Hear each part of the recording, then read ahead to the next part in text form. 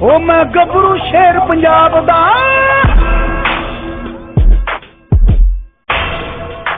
ओ मैं गबरू शेर पंजाब दा, मैनू जग सारा है जानदा।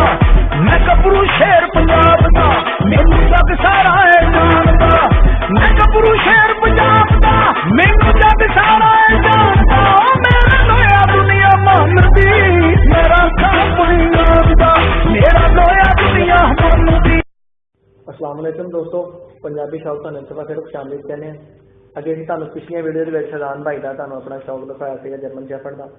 तो इस टाइम असीं तुहानू फैजान ताहिर नाल मिलवाना चाह रहे हैं, जिहड़े कि PKC दे देख सकते हैं तुसीं इन्हां दा ऑफिस माशाअल्लाह। PKC दे फैसलाबाद दे ब्रीड वार्डन ने जर्मन शेफर्ड दे और जनरल सैकटरी ने PKC Pakistan kennel club of Pakistan दे, आल पाकिस्तान दे जनरल सैकटरी ने क्लब दे।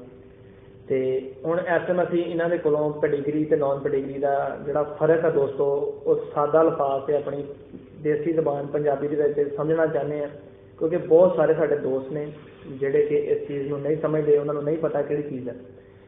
तो फैजान भाई सानू दोस्तों नूं देखण वालियां नूं सब तो पहले तुसीं ये दसो, अपना थोड़ा जिहा तारफ करवाओ। तुसीं अपना सारा साडे पिछली वीडियो च हो चुका है, मगर अपना पाकिस्तान जर्मन शेफर्ड जी बिल्कुल। अस्सलाम वालेकुम, मैं सब दोस्तों अस्सलाम वालेकुम कहना।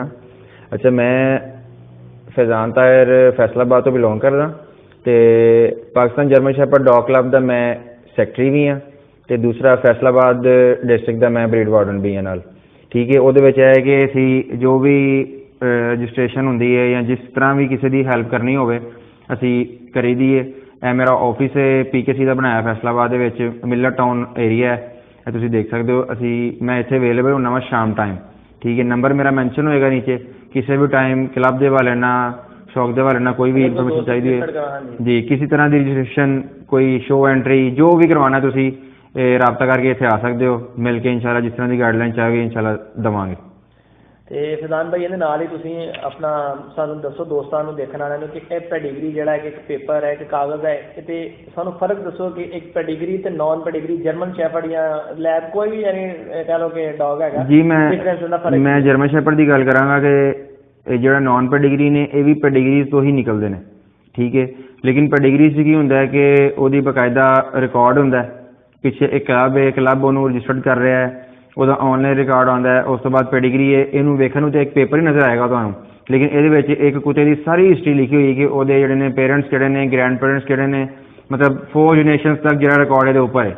इस तरह ही यदा माइक्रोचिप नंबर या यदा नाम असीं वैबसाइट तुहानूं मतलब हैगी है पाकिस्तान कैनल क्लब की, Pakistan German shepherd dog club की बनी हुई, वो उपर असीं यदा माइक्रोचिप नंबर और डॉग का नाम लिखिए तो पूरी डिटेल जो पेडिग्री के उपर लिखी है एज इट इज़ सारी तुहानूं शो होएगी उत्थे, ते तुसीं की रखिया है घर।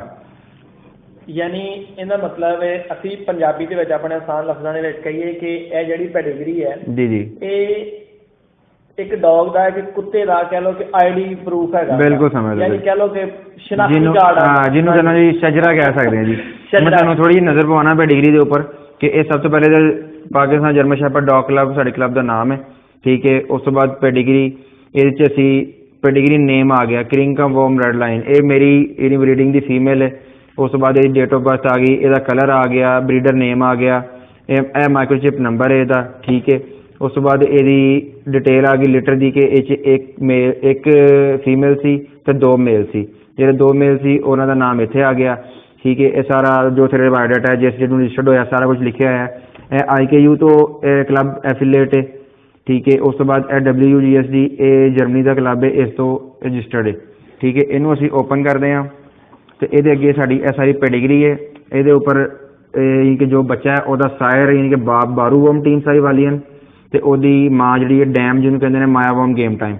अगों यदी जनरेशन चली भाई तुहाडी गल कटी जा रही है क्योंकि साडे दोस्त इंग्लिश नहीं समझ सकते, कई दोस्त इस तरह इस सायर डैम का डिफरेंस जिहड़ा है ना, तुसीं मैं चाहना कि हाँ जी, जिन्होंने मतलब सायर तो मुराद है कि बाप, हाँ जी, ते डैम तो मुराद है कि माँ। ठीक है, यदा बाप है जे बारू, माँ है माया। ठीक है, अगों जी लाइन चलती है तो वह अगों माँ बाप है, यदा अगों माँ बाप है, यदा अगों माँ बाप है, यानी 4 जनरेशन तक 1 2 3 4 जनरेशन चलियां ने। तुहानूं पता चल रहा है कि तुसीं इहदे माँ बाप। हाँ जी, हाँ जी, बिल्कुल बिल्कुल। जो मैं तुहानूं अगे वीडियो से दस्सिया लाइन ब्रीडिंग, ये सारी लाइन ब्रीडिंग है कि तुसीं देख सकते हो कि ओवर खड़ा है जी लाइन च, वेगास खड़ा होया है, क्वीन खड़ा होया है, ਫੁੱਲਸ ਖੜਾ ਹੋਇਆ ਸਾਰੇ, ਯਾਨੀ ਕਿ ਰੀਮੋ ਖੜਾ ਹੋਇਆ, ਯਾਨੀ ਕਿ ਇਹ ਦੇਖੋ ਇਹ ਬਹੁਤ ਸਟਰੋਂਗ ਇਹ ਫੀਮੇਲ ਹੈਗੀ। ਜਾ ਕੇ ਦੇਖੀਏ ਕਿ ਉਹਦੇ ਜਿਹੜੇ ਗ੍ਰੈਂਡ ਪੇਰੈਂਟ ਨੇ ਬਿਲਕੁਲ, ਯਾਨੀ ਇਹ ਅਸਲ ਤੇ ਦੇਖੋ ਨਾ ਬਰੀਡ ਜਰਮਨੀ ਦੀ ਤੇ ਬਿਲੋਂਗ ਟੂ ਜਰਮਨੀ ਤੋਂ ਕਰਦੇ, ਬਿਲਕੁਲ ਹਾਂਜੀ, ਯਾਨੀ ਇਹਦੇ ਗ੍ਰੈਂਡ ਤੋਂ ਗ੍ਰੈਂਡ ਪੇਰੈਂਟਸ ਜਿਹੜੇ ਜਾਂਦੇ ਨੇ ਉਹ ਜਾ ਕੇ ਆਪਣਾ ਟੱਚ ਕਰਦੇ ਨੇ ਜਰਮਨੀ ਨੂੰ ਵੀ। ਬਿਲਕੁਲ ਹਾਂਜੀ, ਬਿਲਕੁਲ ਹਾਂਜੀ। ਤੇ ਫੈਜ਼ਾਨ ਭਾਈ ਹੁਣ ਤੁਸੀਂ ਇੱਕ ਪੈਡੀਗਰੀ ਤੇ ਨਾਨ ਪੈਡੀਗਰੀ ਦਾ ਫਰਕ ਵੀ ਦੱਸ ਦਿੱਤਾ, ਪੈਡੀਗਰੀ ਦਿਖਾ ਦਿੱਤੀ।